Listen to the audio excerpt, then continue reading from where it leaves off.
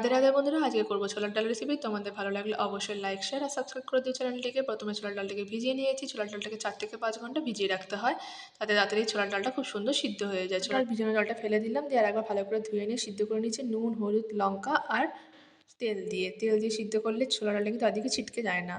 এরপর 2 থেকে 4টে সিটি মেরে নিলাম। তারপর মশলা রেডি করে নিচ্ছি। একটা টমেটো, একটু আদা আর ধনে জিরে আর একটু হলুদ দিয়ে 1 চামচ ধনে, 1 চামচ জিরে আর আদা ছিল 2 ইঞ্চি মতন।